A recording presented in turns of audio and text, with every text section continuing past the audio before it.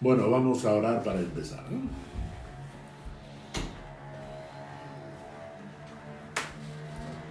Señor, gracias por este tiempo y por esta oportunidad.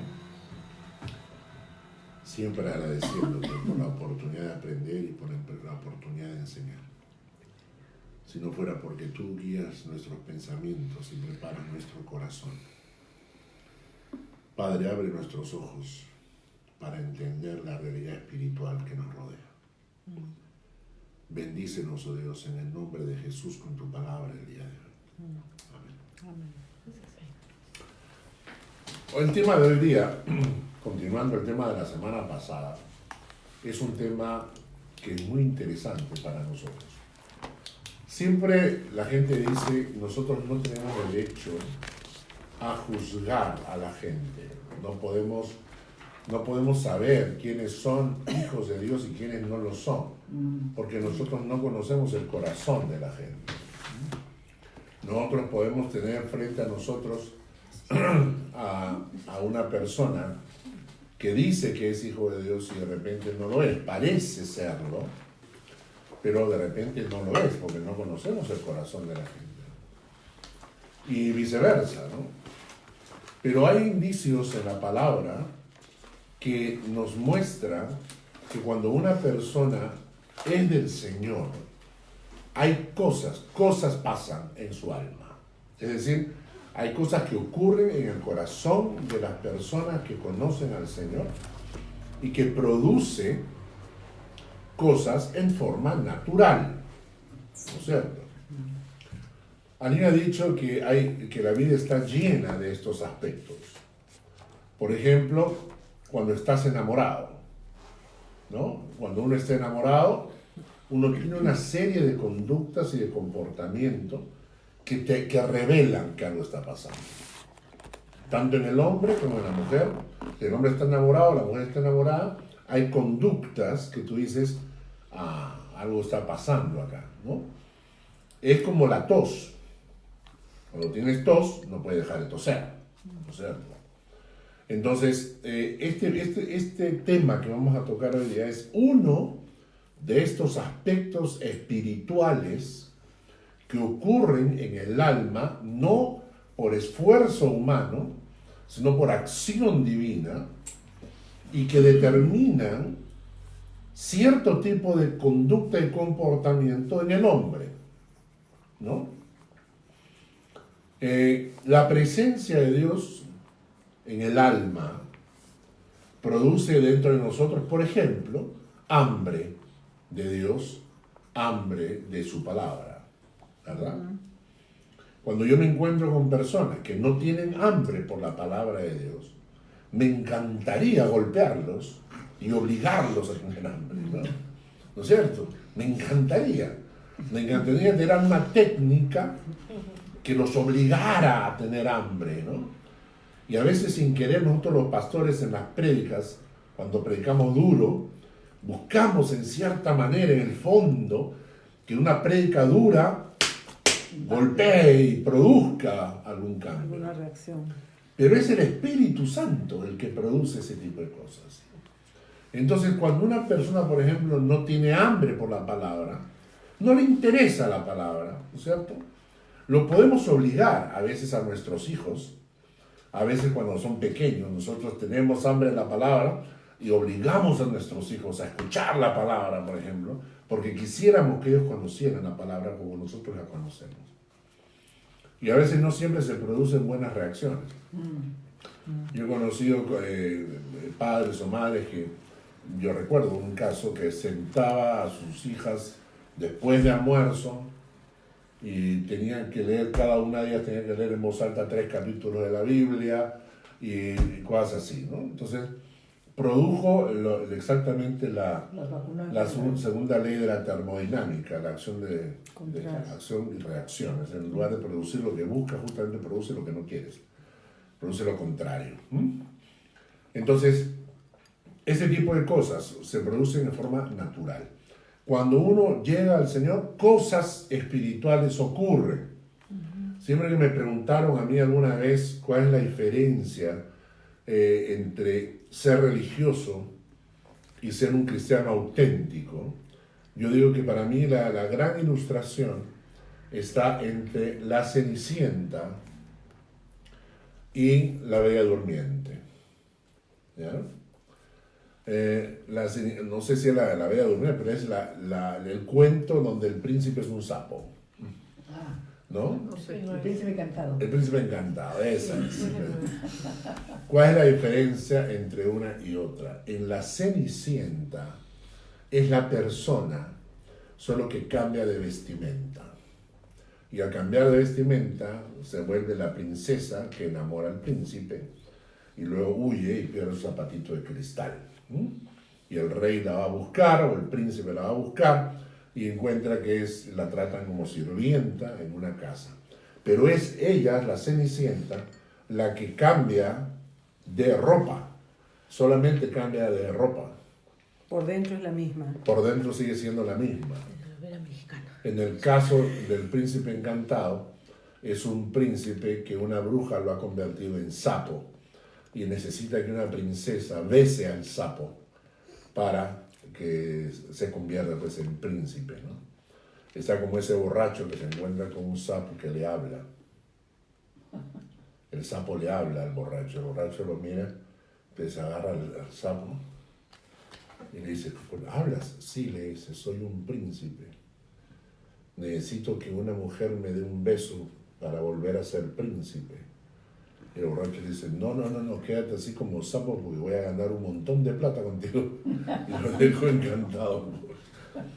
En el caso del príncipe encantado, cambia de naturaleza. Es un sapo que se convierte en príncipe. Cambia de naturaleza. Esa es la diferencia en el evangelio que nosotros predicamos.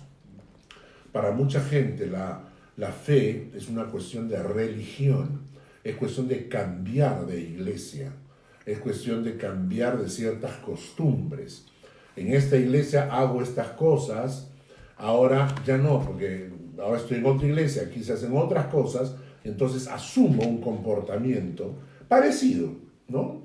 Similar. ¿Qué hacen acá? Acá vamos los sábados a la reunión de jóvenes. Voy. ¿Y qué más? Oran. ¿Cómo oran? Padre nuestro que estás en los cielos, santificado. No, así se oraba en la otra. ¿Cómo se ora acá? Señor, te damos gracias por esta tarde y te pedimos que nos bendiga, y se lo aprenden de memoria. Entonces, vamos a orar, ¿no? Entonces, la gente aprende a orar, aprende a leer la Biblia, aprende a asistir a la iglesia, etc. Cambian una forma de conducta religiosa por otra forma de conducta religiosa, pero en el fondo siguen siendo el mismo. Es decir, no ha habido un cambio en el alma, ¿no?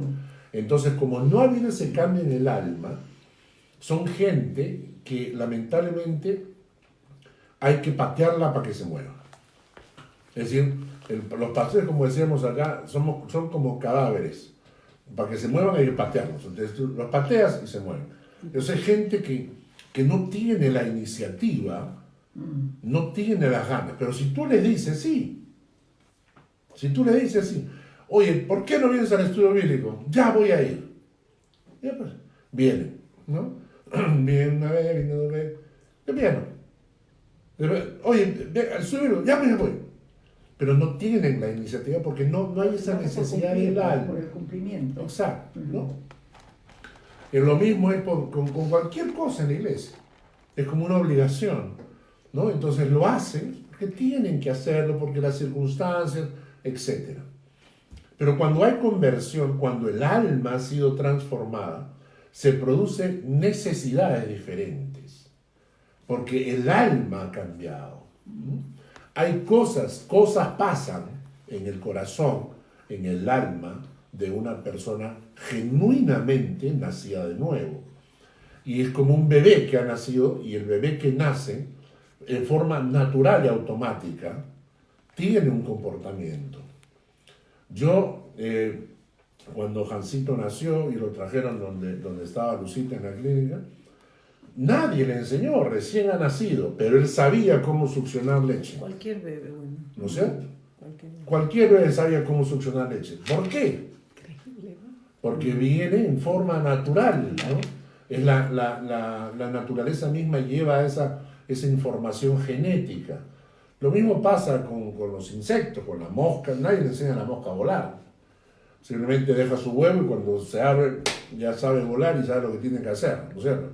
Lleva la genética, lo lleva adentro. Lo mismo es el Hijo de Dios, tiene una genética. La Biblia dice nueva naturaleza. En el griego eso es nueva genética, tiene una transmisión genética dentro. Entonces el Hijo de Dios le pasan cosas en el corazón Genética espiritual.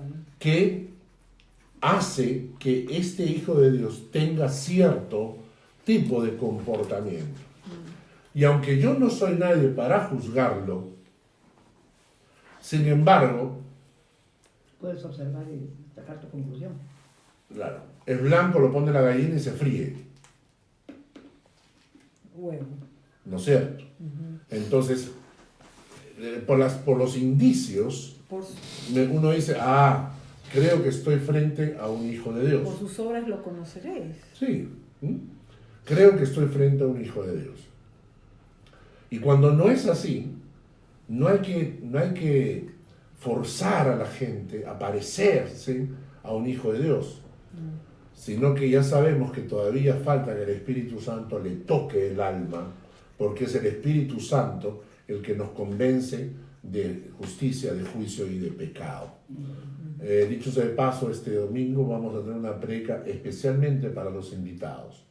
Es una prédica llamándoles a conocer al Señor. Y yo hoy día que estaba preparando esa prédica, estaba orando en la madrugada y le decía, Señor, necesitamos que tu Espíritu haga algo.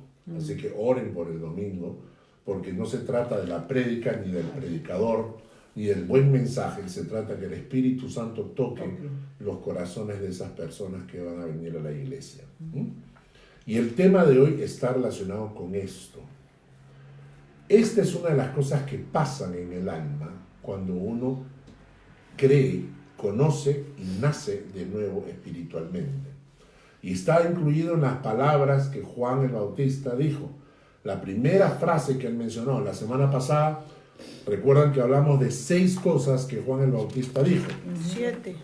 7, ¿verdad? Sí. Muy bien, vamos a repasarlas. Bueno, una se Bueno, repetía. claro, una se ¿no? repetía. La éticas se repetía, ¿no? La séptima se repetía. Bueno, la primera, desde el versículo 29, capítulo 1, Juan 1:29. He aquí el Cordero de Dios que quita el pecado del mundo. En el versículo 30, este es aquel de quien yo dije, después de mí viene un varón, el cual es antes de mí porque era primero que yo. La tercera, yo no le conocía, pero para que fuese manifestado es que yo vine bautizando con agua, la misión de Juan el Bautista. 4, vi al Espíritu que descendía del cielo como paloma, permaneció sobre él, ¿no? Sobre él, sí. Quinta, versículo 33, este es el que bautiza con el Espíritu Santo. Y 6, versículo 34, yo le vi y he dado testimonio de que este es el Hijo de Dios. Y el 7, que era he aquí el Cordero de Dios, que repite la número 1. Y la semana pasada empezamos a estudiar la primera de ellas. He aquí el Cordero de Dios que quita el pecado del mundo. Y hicimos un estudio de todos los versículos donde se menciona a Jesucristo como el Cordero de Dios. Les expliqué su relación con la Pascua, porque el Cordero era el sacrificio de la Pascua, cuya sangre que cubre el dintel de la puerta cubría a las personas que estaban dentro. La sangre del Cordero protegía del ángel de la muerte que venía para cumplir la 10ª plaga de la muerte de los primogénitos. Y esto ilustraba que la muerte del Cordero asumía sobre sí mismo el castigo de nosotros. Y por eso es que Cristo murió en la Pascua. Vimos cómo en Apocalipsis el Cordero es exaltado hasta lo máximo, que no hay mayor posición en el cielo que la del Cordero de Dios, que lamentablemente en la mayoría de los cristianos no ocurre en sus corazones. Cristo no ocupa el lugar del Cordero de Dios que ocupa en el cielo, no ocupa en los cristianos, en la mayoría de cristianos hoy en día. Y bueno, y nos quedamos en esa parte. He aquí el Cordero de Dios. Pero luego entramos a la segunda parte, que quita el pecado del mundo. Y la pregunta que comenzamos a analizar es, ¿qué es lo que quita? Si lo quitó, lo desapareció, lo anuló, ¿qué hace Cristo en nuestros corazones en relación al pecado en nuestras vidas? Si quitó el pecado, ¿por qué existe? ¿Por qué todavía hay pecado? ¿No? Si este es el Cordero de Dios que quita el pecado del mundo y murió en la cruz y resucitó y quitó el pecado, ¿por qué todavía el pecado existe entonces? ¿No es cierto? Entonces esas preguntas es la que vamos a contestar el día de hoy. ¿Ok? Para entender eso, primero tengo que explicarles una diferencia sustancial que en la Biblia se menciona continuamente. Vamos a hablar de el pecado y los pecados. Vamos a hablar de el pecado La separación. como el nombre que se le da a una situación en la que me tocó vivir por nacimiento. Voy a repetir esa frase. Voy a llamarle el pecado, vamos a ponerlo con mayúscula, el pecado, voy a llamar el pecado a una situación que me toca vivir desde el momento en que nazco. ¿Ya? Y voy a llamarle pecados a los actos resultantes de vivir en esa situación. Aquí hay una pregunta. Sí, señor. Dice, el pecado original de Adán y Eva o los pecados de todos los días, que justo es lo que estás contestando. Es lo que estoy contestando. Entonces, estamos hablando del pecado. ¿Qué es lo que quita? Dice. Exacto, ¿qué es lo que quita? La persona que está escuchando, ahorita voy a explicar eso. Justamente ese es el tema de hoy día. ¿Qué es lo que quita? Entonces, ¿me entendieron bien? Vamos a llamarle entonces pecado a una situación en la que me encuentro desde que nazco. No me la busqué, nací en esa situación. Y a los pecados como el resultado de vivir en esa situación. Y vamos a tomar algunos ejemplos. Por ejemplo, si yo estoy en una situación de casado, tengo algunas acciones y responsabilidades que van de acuerdo y que corresponden a mi situación de casado. ¿Cierto? Vamos a decir cuáles, por ejemplo, cuáles corresponden a una situación de casado y cuáles no corresponden a una situación de casado. Tomar decisiones importantes juntos. Tener una, Ok. tener La tener una fidelidad. sola mujer. Fidelidad, una sola mujer. Responsabilidad del Muy bien. cónyuge. Billete, Mantener a la esposa. Proveer a la familia. proveer, ahí está, suena bonito. Apoyar. Muy Más bien. bonito, pero. ¿Qué pasa cuando la persona casada no cumple con estas responsabilidades? Está cometiendo una falta. Hay una falta, hay un error, hay una equivocación en algo, ¿no es cierto? Y hay cosas que no puede hacer un casado, porque no le corresponde, ¿no es cierto? Muy bien. Lo mismo pasa si estoy soltero, ¿no? Si estoy soltero, si estoy en una situación de soltería, tengo la posibilidad de actuar de otra manera que un hombre casado. Puedo salirme con los amigos, no tengo que informar a nadie a qué hora regreso, etcétera, etcétera, ¿no? Muy bien. Si estoy en una situación de preso, hay cosas que puedo hacer y hay cosas que no puedo hacer.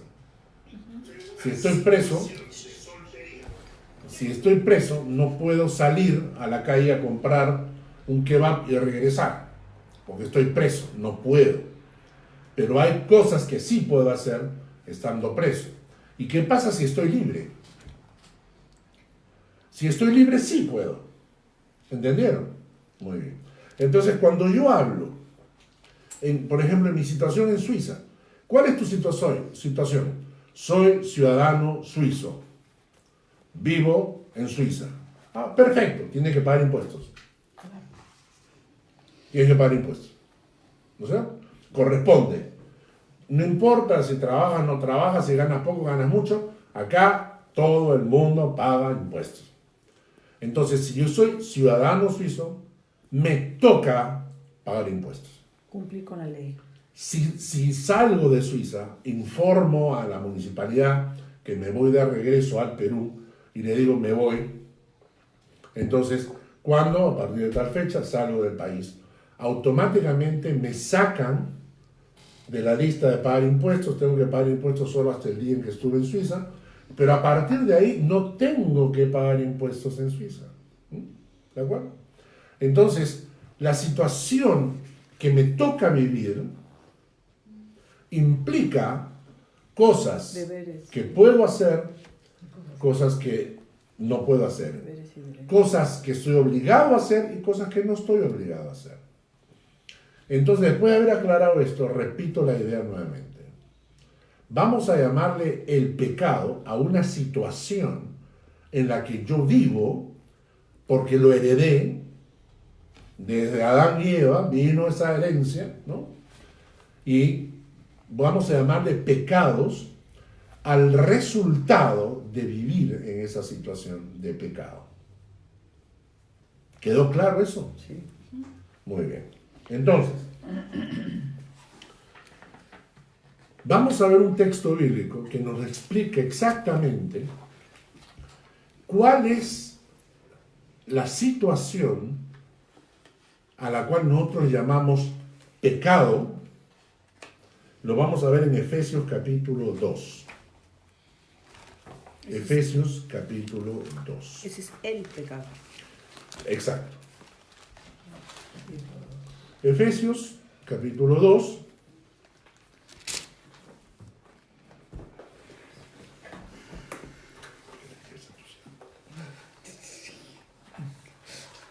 ¿Para qué le lleves a tus hijos? 5:5. Efesios capítulo 2, desde el versículo 1, vamos a ver hasta el versículo 3 y después en el versículo 12. Mira, Está bien. no, vamos a leer por versículo para que ustedes vean la lista. Él empieza diciendo, Él os dio vida a vosotros cuando estabais muertos en vuestros delitos y pecados. ¿De acuerdo? Estamos hablando de delitos y pecados. ¿De qué estamos hablando? Del resultado. Del resultado de una situación. ¿Y cuál es esa situación? En primer lugar, Haber nacido en pecado. muerto, dice. Muertos. Versículo 1. Él os dio vida cuando estabais Muertos en muertos. nuestros delitos. O sea, delante de los ojos de Dios, muertos. ¿No es cierto? Tomen nota. ¿Qué quiere decir esto? Que una persona que no ha nacido de nuevo a los ojos de Dios está Muerto. muerto. Muerte espiritualmente. Cuando bautizo un niño que no ha nacido espiritualmente, estoy bautizando un muerto, un cadáver espiritual. Entonces, muerto. Versículo 2. En los cuales anduvisteis en otro tiempo, siguiendo la corriente de este mundo,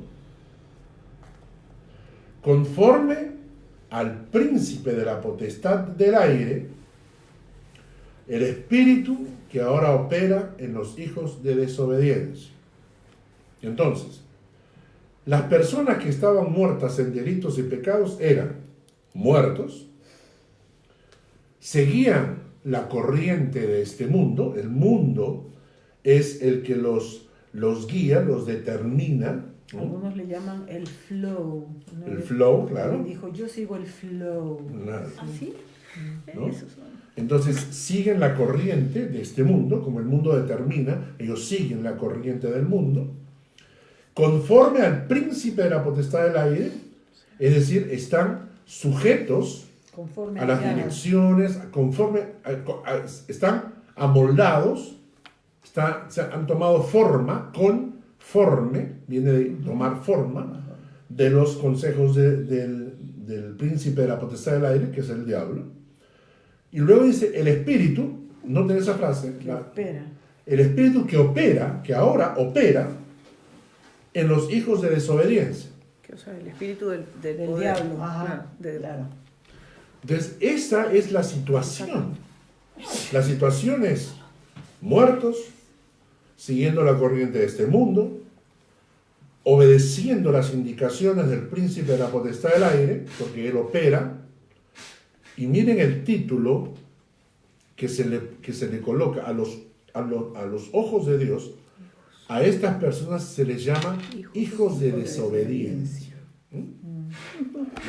Seguimos en el versículo 3. Entre los cuales también todos nosotros vivimos en otro tiempo, en los deseos de nuestra carne.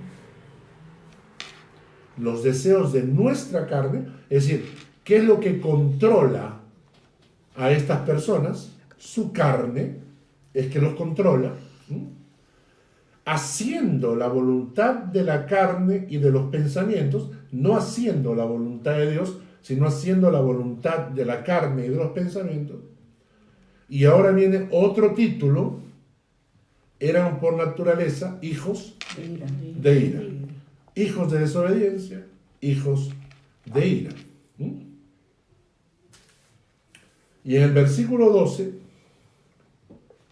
dice, en aquel tiempo estabais sin Cristo, alejados de la ciudadanía de Israel, ajenos a los pactos de la promesa, sin esperanza y sin Dios en el mundo. Porque ahí hay 5 cosas. Estabais sin Cristo, cosa que la mayoría de personas vive sin Cristo, alejados de la ciudadanía espiritual, ajenos completamente a los pactos de Dios, de la promesa, sin esperanza y sin Dios en el mundo. Y esta situación es lo que a la Biblia le llama situación de pecado. Es un mundo, es una burbuja, es un sistema, Separación de Dios. ¿no? Entonces, es en esa situación donde una persona está muerta, sigue la corriente de este mundo, el príncipe de la potestad del aire opera, se le llama hijo de desobediencia, anda en los deseos de su carne nada más, hace la voluntad de su carne, nunca hace la voluntad de Dios, es por naturaleza hijo de ira, no tiene a Cristo, alejado de la ciudadanía espiritual, ajeno a los pactos de Dios, no tiene esperanza, no tiene Dios en el mundo. Esta situación la Biblia le llama pecado, Es un sistema. porque está alejado, ¿no? ¿Notan? Dice el versículo 12, alejados de la ciudadanía de Israel, que es una expresión espiritual, alejados de la ciudadanía del pueblo de Dios, sin Cristo, ajenos a los pactos de la promesa, sin Dios, ¿no? Entonces, la situación espiritual de estas personas son alejados, ajenos, sin Cristo, sin Dios. ¿No es cierto? Esa situación, la Biblia esa situación le llama pecado. Estás bajo pecado, estás en situación de pecado. Y notan el versículo 1, y por estar en esa situación de pecado, es que vive en pecados y delitos. Claro. Por estar en la situación de pecado, no le queda otra alternativa que Vivir de acuerdo hacer. a lo que es el Exacto. ambiente que lo... Entonces, la naturaleza en forma natural, de ahí viene la palabra naturaleza en forma natural, hace pecado. Por eso el niño está muy chiquitito, nadie le enseñó nada, pero si vienes y le quitas su juguete, llora, te pega, ¿no es cierto? Y tú le dices, Miente. viene el primo y le dice, juega con tu primo, no quiero, préstame tu juguete, no quiero, Y porque es egoísta, ¿no? Cuando los niños nacen con la mano así cerrada, ¿no? O sea, ya de arranque te están diciendo, Estoy mío. esto es mío, ¿no es cierto? Entonces, esta situación la heredamos. ¿Cómo? Vamos a leer algunos versículos. Primera de Corintios 15, 22.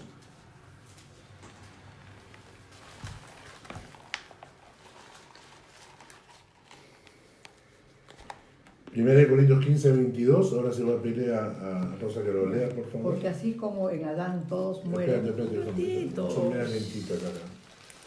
Bueno, tiene que tener en consideración su edad, Rosita. No es la juventud de Eso que me antes. hacía buscar La versículos. juventud de un día media lentita. primero escribimos el versículo. y Primera después buscamos. de Corintios 15, 22. ¿Ya lo tienen? Sí. ¿15 o 5? 15, 22. Lo siento. Llámame. porque así como en Adán todos mueren, también en Cristo todos serán vivificados. En Adán todos En la mueren. naturaleza, Y ahora vamos a Romanos. en la naturaleza no regenerada. de No, Adán. exacto. Y Romanos 5, 12. Cinco, Romanos 5, 12. Hechos Romanos.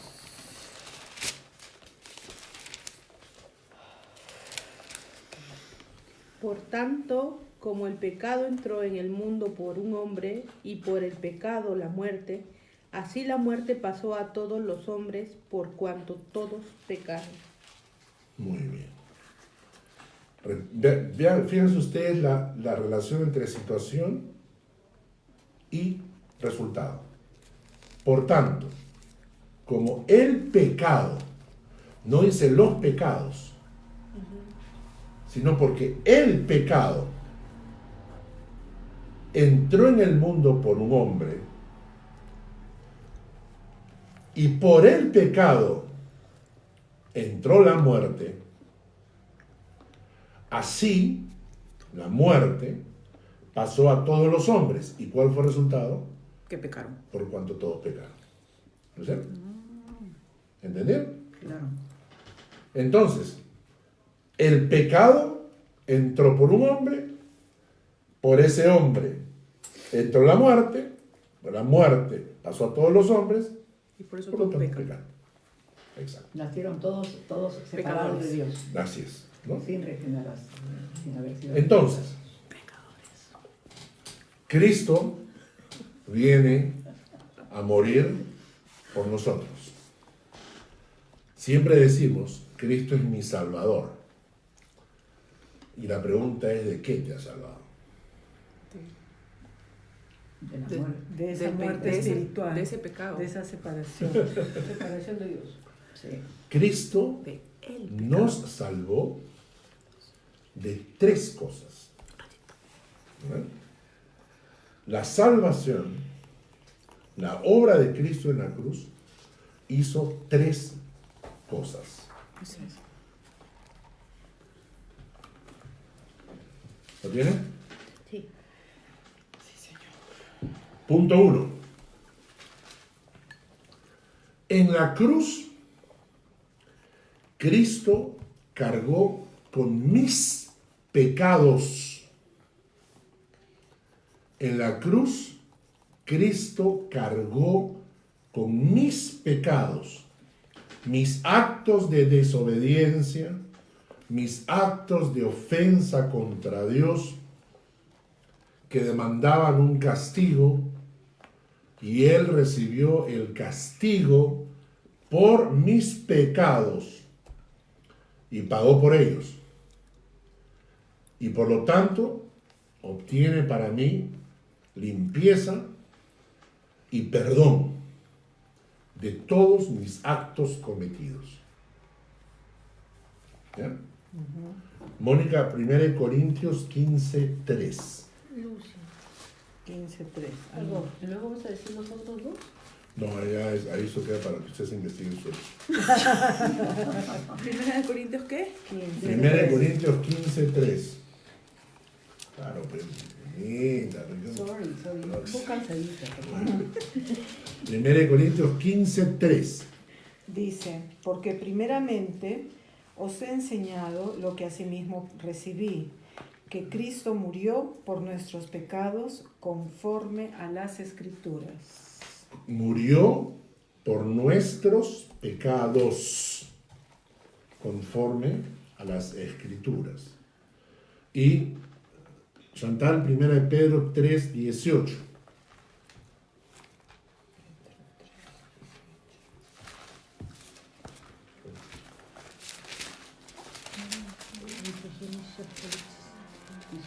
¿3, 18? 3:18.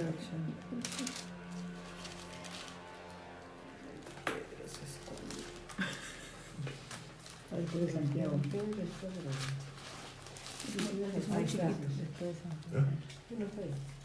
¿Ya lo encontraste? Yo estoy escuchando. 1 de Pedro 3:18. Porque también Cristo padeció una sola vez por los pecados, el justo por los injustos para llevarnos a Dios. Bien, a ver qué más. En el cuerpo sufrió la muerte, pero en el espíritu fue vivificado. Correcto. Entonces, Cristo padeció una sola vez por Los pecados. Los Por los pecados, el justo por los injustos para llevarnos a Dios. Entonces, la primera cosa que hace la obra de Cristo en la cruz es que Él carga con mis pecados, con todo lo que yo he hecho, todas las ofensas, las carga como si fueran suyas y dice, bueno, la paga del pecado es la muerte, entonces yo voy a morir por estos pecados. No son míos, no importa. Yo muero por estos pecados y de esa manera Él obtiene el perdón sobre mis pecados. Por eso cuando yo me uno a Cristo, recibo el perdón por mis pecados porque Él ya pagó por ellos. ¿Ven? Entonces el punto 1, en la cruz Él pagó por mis pecados, por todo lo que yo había hecho y cometido. Punto número 2. Al morir y luego resucitar,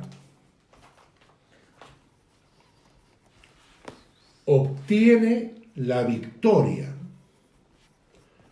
para liberarnos de esa situación en la que yo estaba, que se llama pecado o ley del pecado. Voy a repetir. Al morir y resucitar, obtuvo la victoria para liberarme de esa situación en la que yo estaba, esa situación de pecado en la que yo me encontraba. Vamos a decirlo así, me divorció del pecado que me controlaba. El tetelestai, ¿no? Pagado es. Me liberó de la esclavitud en la que yo estaba. ¿Recuerdan cuando les di la ilustración de si estoy en Suiza, pago impuestos, pero si me voy de Suiza ya no tengo que pagar? Pues bien. Nos sacó de Suiza. Me sacó, Ya no hay impuestos. ¿no? Me sacó. Nos sacó. Dice la Biblia que me sacó Del del pecado. mundo en tinieblas y me pasó al reino de su amado Hijo. Pero eso lo hizo por toda la humanidad. A ver, Eso todo lo ha hecho por todos. se activa en otro momento. Se Exacto. activa en otro Él lo ha hecho por Claro, todos, cada uno ya. pero cuando una persona viene a Cristo genuinamente, recibe todos estos Es beneficios. como que te abre la cuenta bancaria y no se hace efectiva hasta que no vas y sacas. Sí, lo que pasa es que estaba discutiendo justo con una amiga en la semana sobre este tema, entonces quería estar bien Claro. segura. Claro. Todo, o sea, cuando llueve todos se mojan, a menos que tú saques paraguas, ¿no? Bueno, los que tienen paraguas son los que reciben la protección, lo mismo. Si tú tienes paraguas espirituales, que reciben la gracia de Dios. Entonces yo estaba en una situación. Cristo, al morir y resucitar, me liberó de esa situación de esclavitud. Me liberó de esa situación de hijo de desobediencia. Me liberó de esa situación de estar sujeto a la potestad, al príncipe de la potestad del aire, andar en mi carne. Toda esa situación que yo le había heredado, ahora soy libre. ¿Ok? Vamos a leer, Irmita, Romanos 8, 2. Seguimos en el 2, ¿no? En el punto 2, sí. Romanos 8:2. Romanos 8, 2. 8:2. Porque la ley del espíritu de vida. Qué rápida que soy. Ten en Yo me estoy consideración, contagiando, pero ya. ten en consideración la edad. Estoy pasando. Sí, me está pasando. Ten en consideración la edad de la gente. No. ¿Ya están todos? Ya. Ya, Romanos 8, 2. Porque la ley del espíritu de vida en Cristo Jesús me ha librado de la ley del pecado y de la muerte. ¿Entendieron? La ley del espíritu de vida en Cristo Jesús me ha librado de qué? De la ley del De pecado. la ley del pecado, de esa situación. No habla de pecados, sino habla del pecado, de esa ley del pecado y de la muerte, ¿no? Y primera de Pedro 4:1, Pero ¿por qué ley? porque es una ley. Una El situación. pecado, esa situación en la Es que una tú situación. estabas, es una obligación, es una ley que te obliga. Pedro. Perdón, 1 de Pedro 4:1. se esconde. Después de Santiago. No, sí, 4:1 ya. Primera de Pedro. ¿Ya lo tienen? Bien. A ver. Puesto que Cristo ha padecido por nosotros en la carne, vosotros también armaos del mismo pensamiento, pues quien ha padecido en la carne terminó con el pecado. ¿Con qué terminó? Con el pecado. pecado. Con el pecado, no con los pecados, terminó con el pecado. Ahora, ¿qué quiso decir entonces Juan el Bautista? Cuando quitó el pecado. Claro. ¿Quedó claro? Este es el Cordero de Dios que quita El pecado. el pecado Y del por mundo. tanto los pecados, ¿no? Porque si el pecado te lleva a los pecados, o sea, Pero En general. En ese momento, ahora vamos a ver, y entonces, ¿por qué hay pecados todavía? en ese momento quedó libre, pero ¿Me después entienden? O sea, pero entienden lo que él hizo. A mí Lo me que él hizo, gusta sí. la ilustración esa de que Dios está acá, el abismo que se hizo por Adán Ujú. y el hombre, y el hombre. Sí. Entonces hay un abismo que es imposible atravesar con obras, con cosas. Y Cristo es el puente. la cruz es el puente. La cruz es el puente que puso, esa imagen siempre se me viene, y que hay ese cuadro tan bello Sí. que alguna vez me gustaría, y es el puente entre Dios y los hombres, ¿no? Claro. Y que solo a través de él se puede Podemos llegar a Dios. Pero Esa ilustración. vamos entendiendo. Entonces, Sí. cuando Juan el Bautista dice, este es el Cordero de Dios que quita el pecado del mundo, está diciendo, básicamente, la palabra quitar que aparece ahí significa Sí. remover, despojar, deshacer, extraer, arrancar. Entonces, cuando él dice, quita el pecado del mundo, está diciendo que Cristo nos arrancó, nos sacó, nos liberó, nos removió de esa situación de pecado en la cual estábamos esclavos. De ahí nos sacó. Lo que Cristo hizo en la cruz fue vencer el pecado. Y noten esto, ¿no? Lo importante. Porque dice la Biblia que cuando venimos a Cristo, Cuando buscamos a Cristo o buscamos a Dios, Él nos reconcilia con el Padre. Justificados pues por la fe tenemos paz para con Dios. Él nos reconcilió, dice el texto bíblico, que Él nos reconcilió por medio de su sangre, nos reconcilió con Dios. Pero cuando leímos Efesios, ¿cuál era la situación? Sin Dios, Sin Dios. sin Cristo, sin esperanza. Y entonces, ¿qué es lo que hace Cristo? Desaparece esa situación. Nos saca de esa situación de pecado. Nos saca y nos traspasa al reino de su amado Hijo, dice el texto, del reino del Padre. Ya tenemos Cristo, ya tenemos Dios, ya tenemos esperanza. El diablo ya no tiene poder. La carne, ya no nos sujetamos a la carne. Ahora hacemos la voluntad del Padre. No nos guiamos porque el mundo nos dice, no por lo que la palabra nos dice.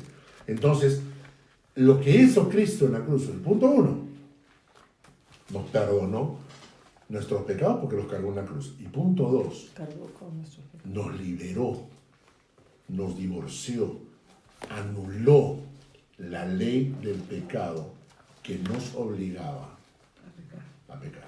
¿Mm? Tercera cosa que Cristo hizo en la cruz.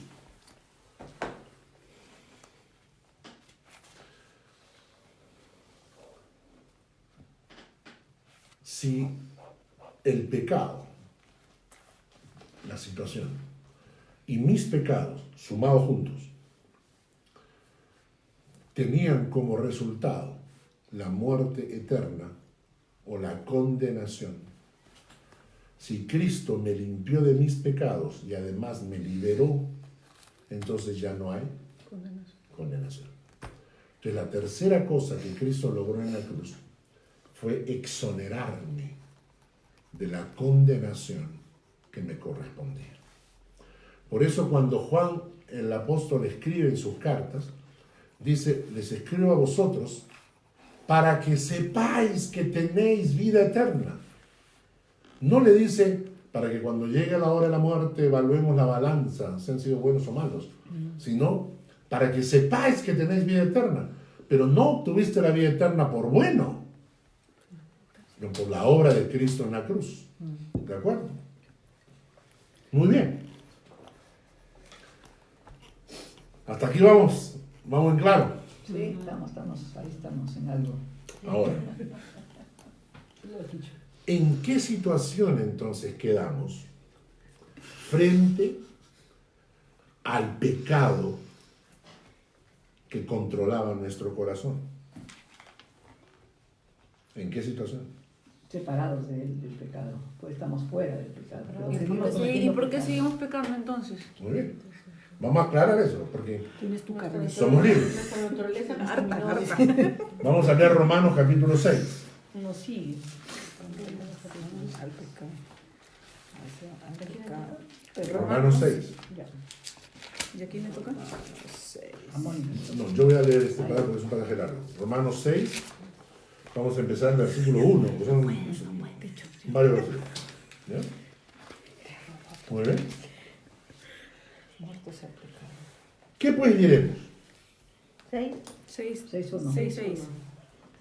6:1 al 14. Es que me olvido. 6:1 al 14. ¿Qué pues diremos? ¿Perseveraremos en el pecado para que la gracia abunde? En ninguna manera. Porque los que hemos muerto al pecado, ¿cómo viviremos aún en él? Si hemos muerto al pecado, ¿cómo viviremos aún en él? No es lógico. Está muerto, pues. ¿Ustedes han tenido alguna vez un cadáver delante de su vida? Ay, no. Sí. Ah, ¿No? bueno, los velorios, pues no, sí, claro. Sí. Ustedes saben cómo es la sensación, ¿no? Sí, De la piel. sí. No, ¿Tú ¿No? sabes? ¿Nunca? no, sí.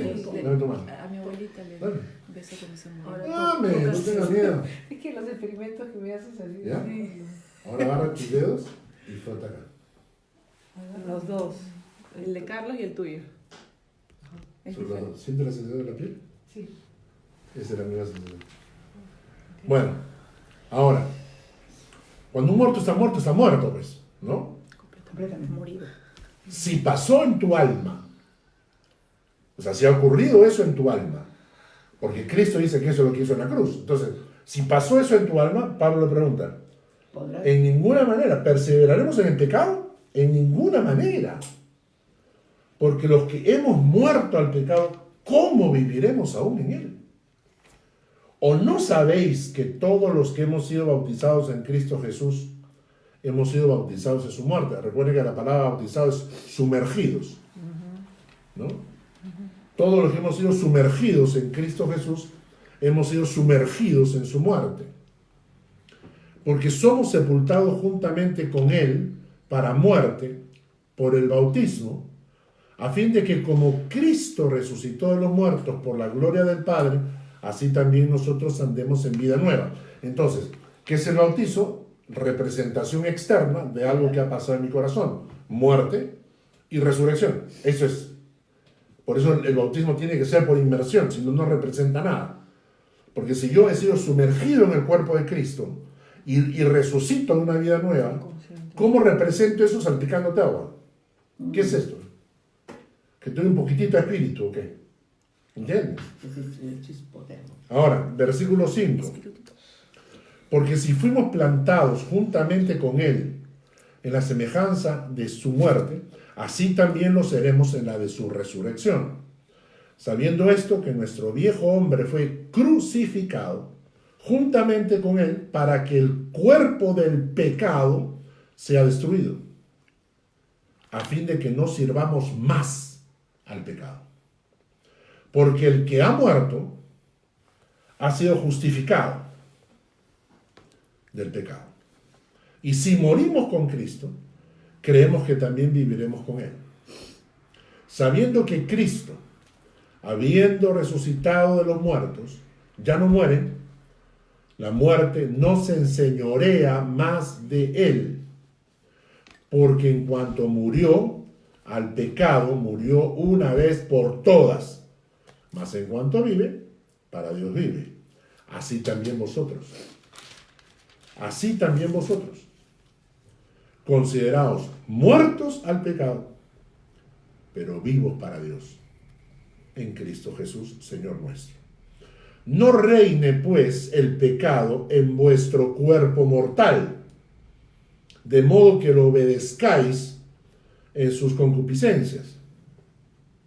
Ni tampoco presentéis vuestros miembros al pecado como instrumentos de iniquidad, sino presentaos vosotros mismos a Dios como vivos de entre los muertos, y vuestros miembros a Dios como instrumentos de justicia. El versículo 14.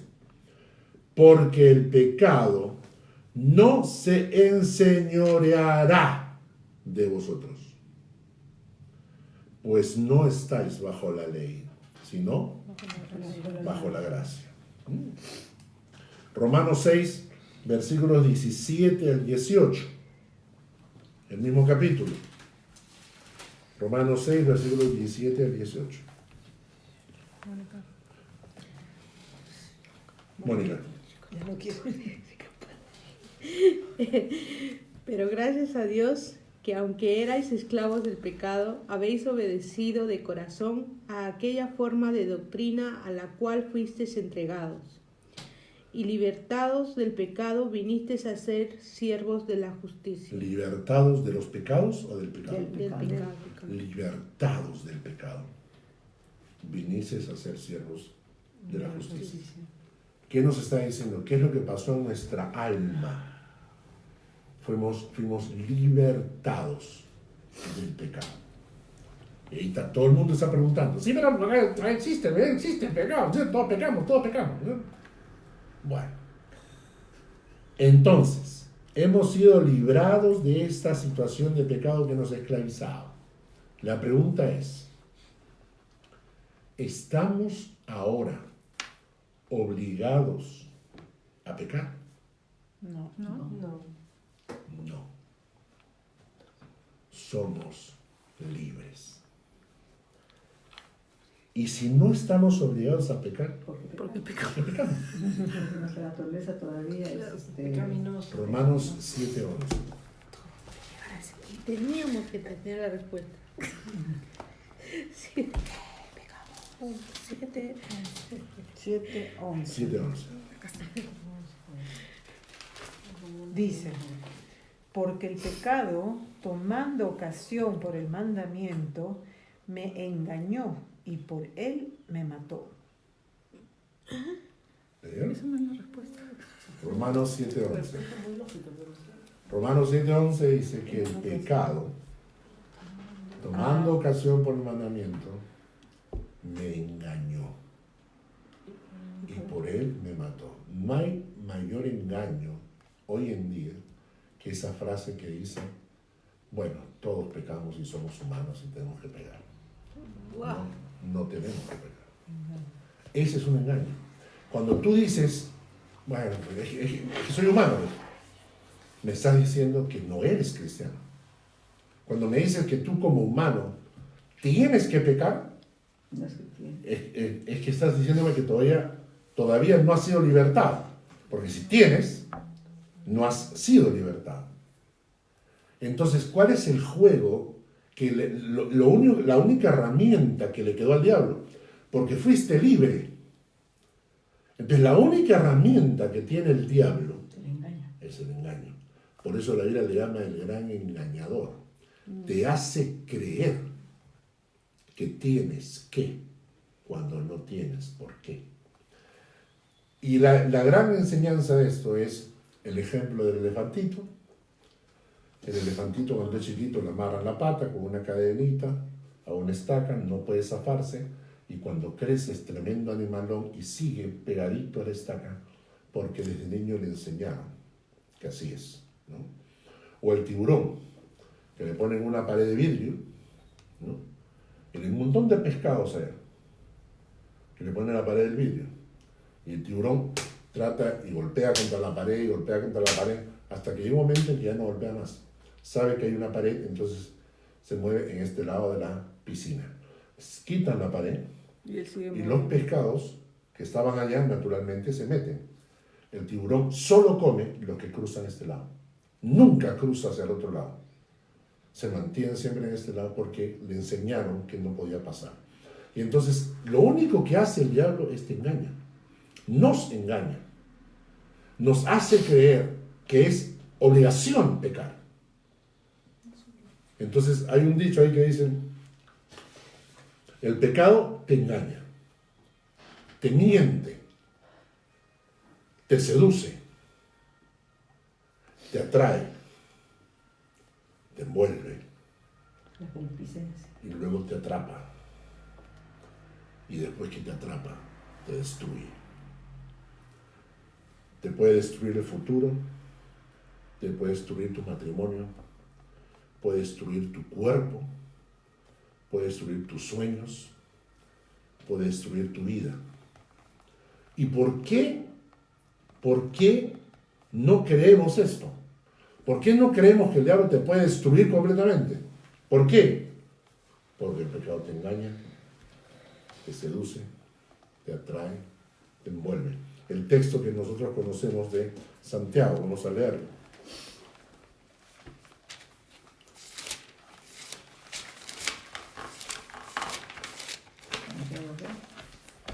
Santiago capítulo 1, versículo 13, ¿no?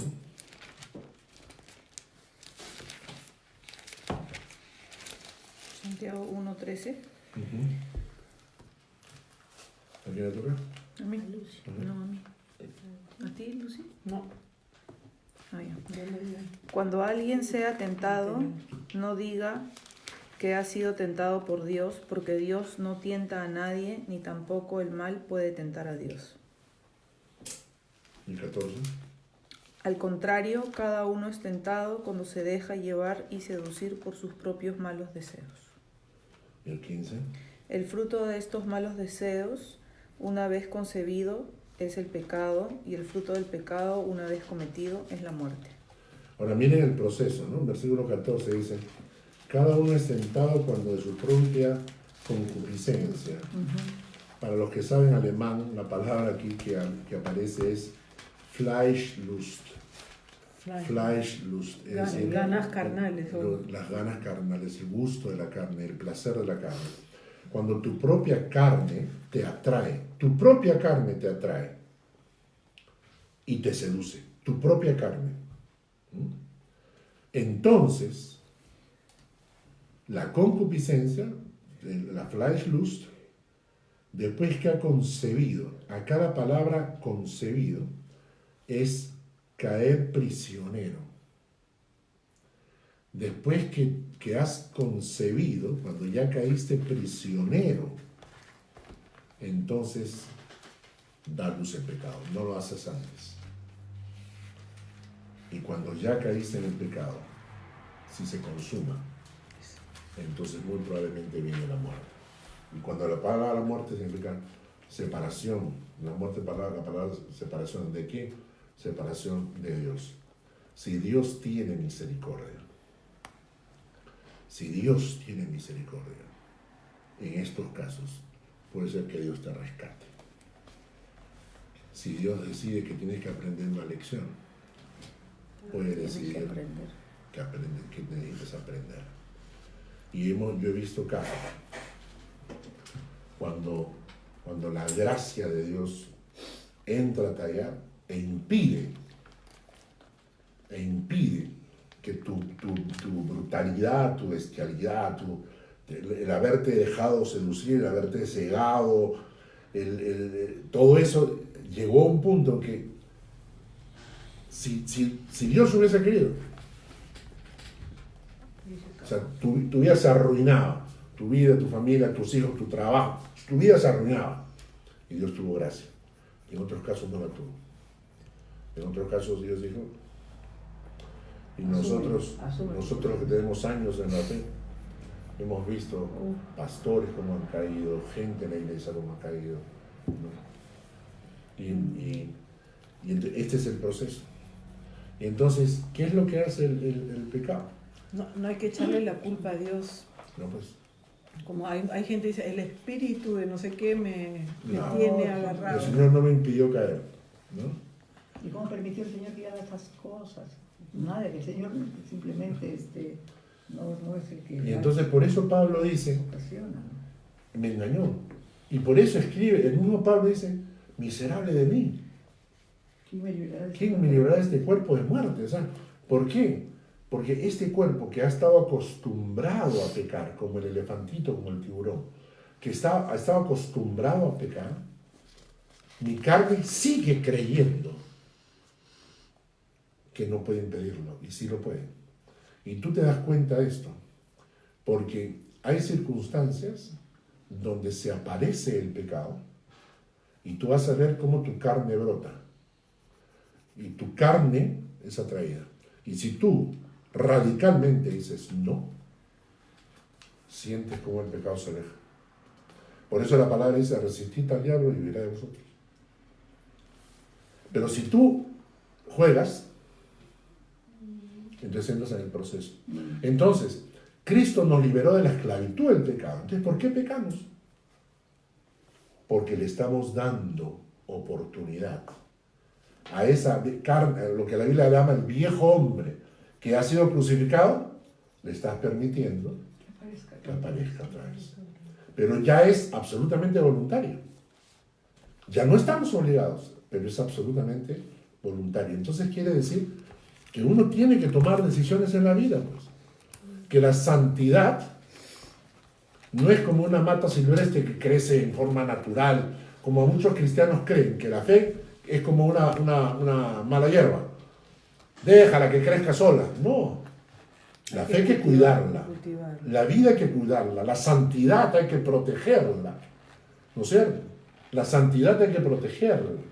Entonces, si yo estoy haciendo cosas que yo sé que son peligrosas, entonces no las hago, pues tomo decisiones para proteger mi santidad. Si no tomo decisiones, entonces probablemente voy a tener problemas. Vamos a terminar el estudio leyendo unos versículos. ¿Cómo debemos enfrentar esa costumbre que tenemos para pecar, que nuestra carne tiene por pecar, a la cual ya no está obligada, Pecaminosa, costumbre pecaminosa. pero está acostumbrada. Hemos sido liberados, es como que estábamos en la cárcel y recibimos la carta, eres libre, puedes irte. Y nosotros como tontos, no, acá estoy bien, acá me gusta, aquí me quedo, ¿no? En lugar de salir, ¿no? Entonces, dice Hebreos 12:4, ese es un versículo que a mí me encanta. ¿A quién le toca? Muy bien. Hebreos 12:4, por ejemplo. Hebreos.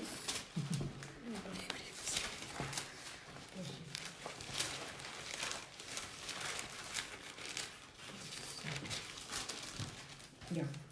Porque aún no habéis resistido hasta la sangre, combatiendo contra el pecado. Qué interesante, ¿no?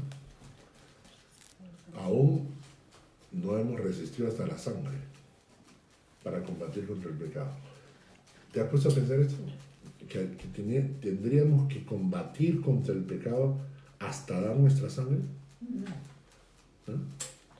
Hasta morir. Así Hay que nos hace. apurarnos. Low power mode.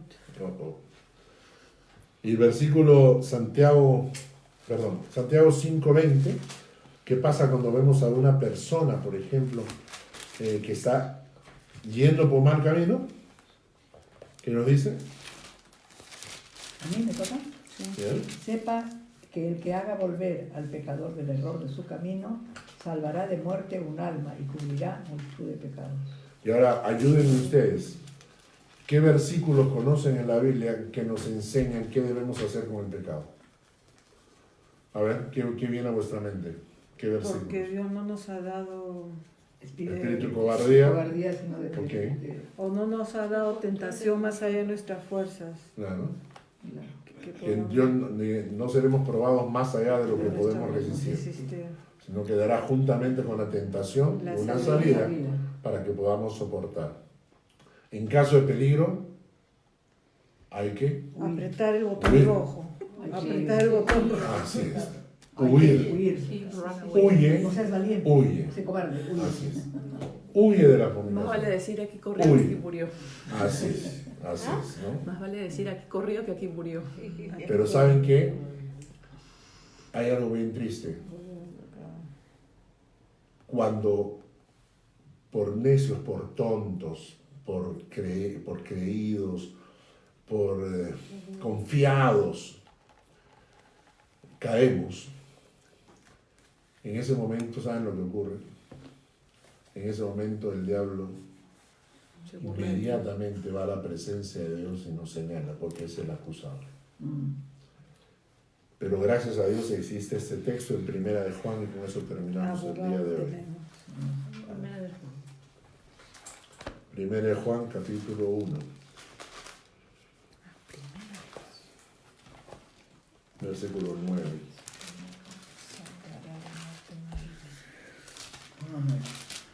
¿Quién le toca? A Mónica.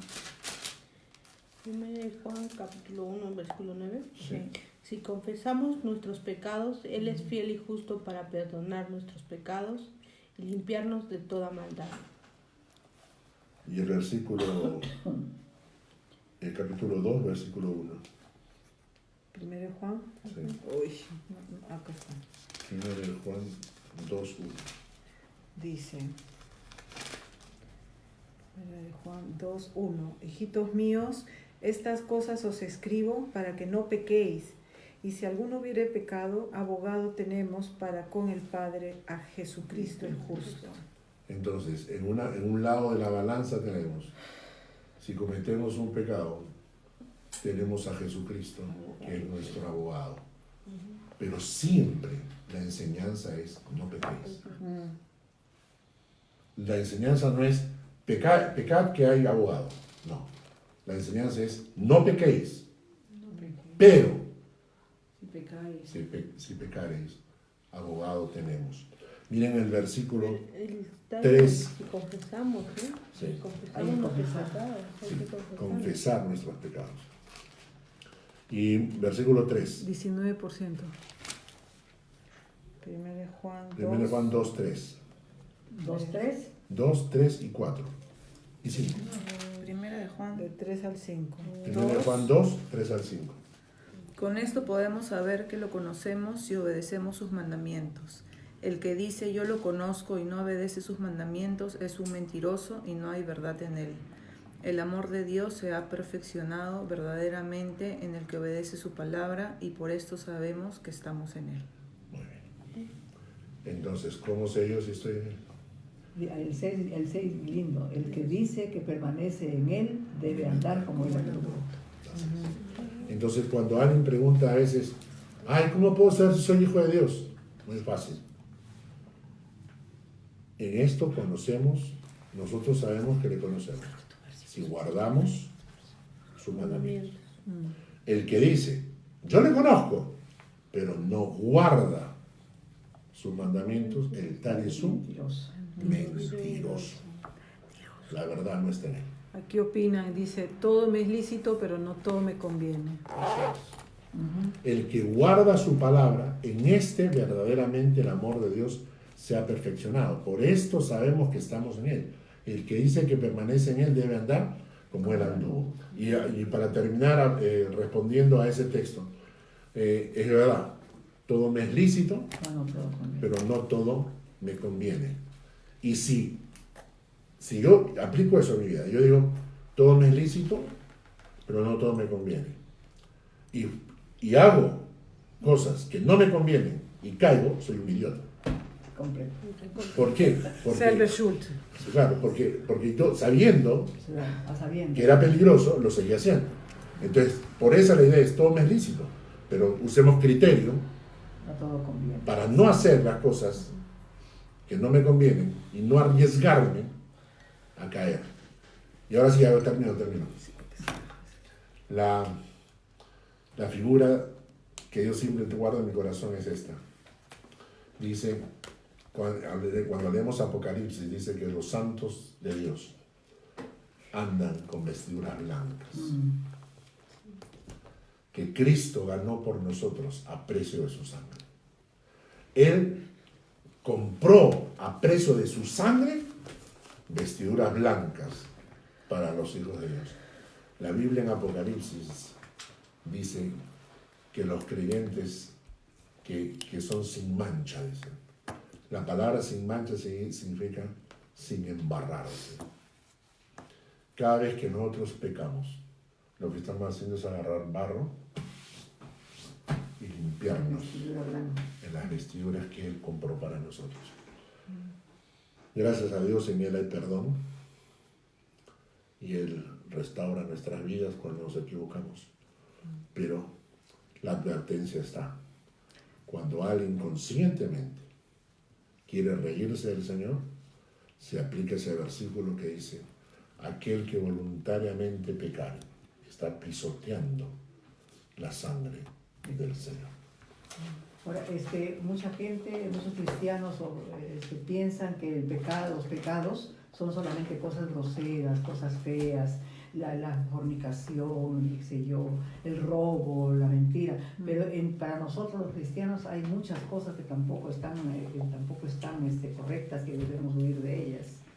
Cuando leemos la carne, cuando leemos en Gálatas las obras de la carne, se mencionan cosas muy interesantes. Peleas, disensiones, murmuraciones, chismes, desobediencia. O sea, interesante, la palabra es desobediencia.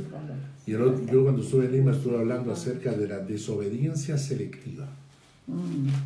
La desobediencia selectiva es todo lo que puedo y me gusta, obedezco. Lo que no me gusta, lo desobedezco sin problema. Se llama desobediencia selectiva. Vamos a orar para terminar. Señor, gracias por esta noche y por esta palabra. Bendícenos con ella y guía nuestro corazón para honrarte en nuestras vidas como merece tu nombre. En el nombre de Jesús. Amén. Amén.